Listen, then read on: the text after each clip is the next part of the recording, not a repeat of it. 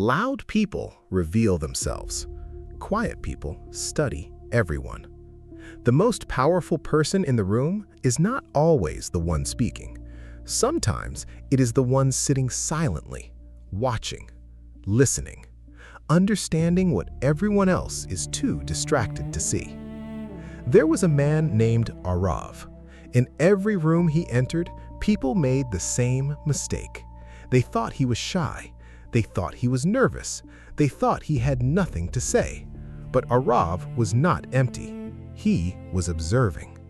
In meetings, others rushed to speak first. They interrupted. They argued. They tried to sound intelligent.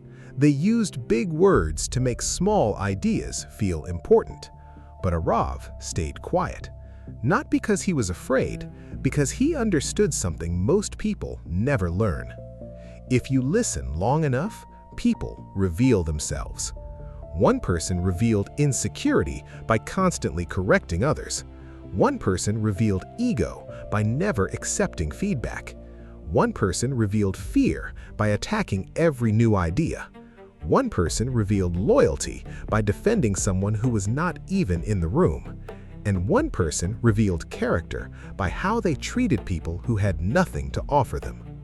Arav saw all of it. That is the first advantage of a quiet person. They see patterns before other people see problems. Most people listen only to reply. Quiet people listen to understand. Most people enter a room trying to prove who they are. Quiet people enter a room trying to understand who everyone else is. And that difference changes everything.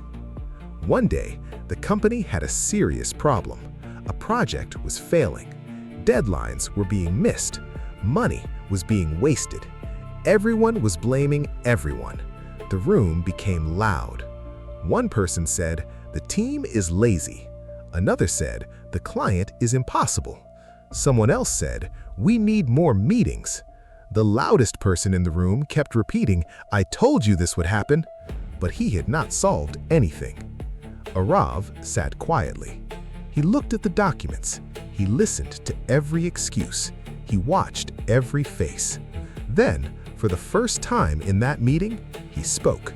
Not loudly, not emotionally, not to impress anyone. He simply said, "The problem is not the team. The problem is the handoff." The room went quiet. He continued, "Every department is doing its part, but nobody owns the transition between parts. So the work is not failing because people are lazy. It is failing because the system is unclear." Then he opened his notebook. For weeks, while everyone else was talking, Arav had been watching. He had written down where the delays happened, who waited for approval, which emails were ignored, which task had no owner, which decision always came too late. And in 10 minutes, he explained what 3 months of noise could not solve. That day, people looked at him differently. Not because he suddenly became powerful, but because his silence had been working the whole time. That is the second advantage of quiet people. When they speak, their words carry weight, because they do not waste words on every emotion. They do not speak just to fill silence. They do not argue just to protect ego. They do not explain just to be seen. A loud person can talk for 1 hour and say nothing. A quiet person can say one sentence and change the room, because silence creates value around your words. But silence is not weakness. Silence does not mean you let people disrespect you. Silence does not mean you have no boundaries. Real silence is control. It is knowing that not every comment deserves your reaction. Not every person deserves your explanation. Not every battle deserves your energy. A quiet person is not powerless. A quiet person is selective. They speak when words have purpose. They move when the timing is right. They build without announcing every step.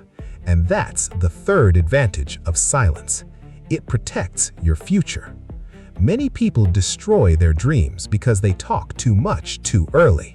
They announce the goal before building discipline.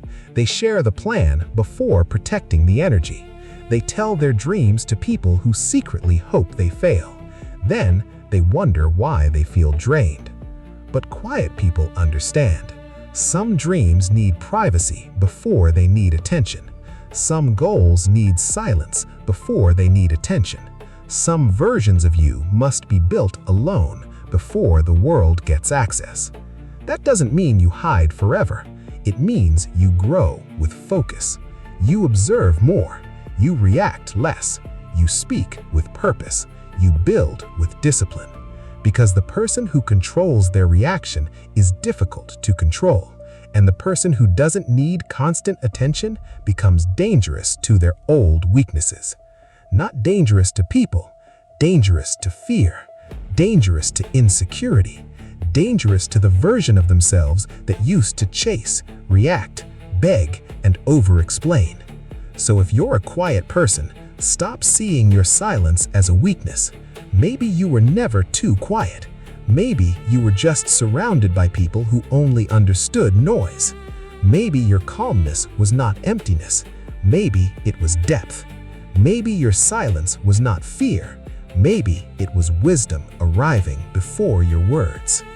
The world will always have loud people. People who talk more than they think, promise more than they deliver, react faster than they understand.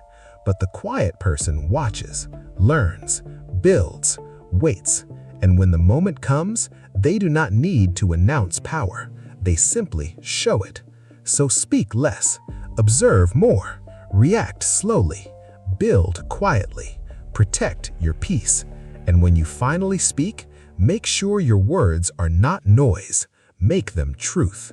Because the quiet person does not need to be loud to be powerful. They only need to be awake.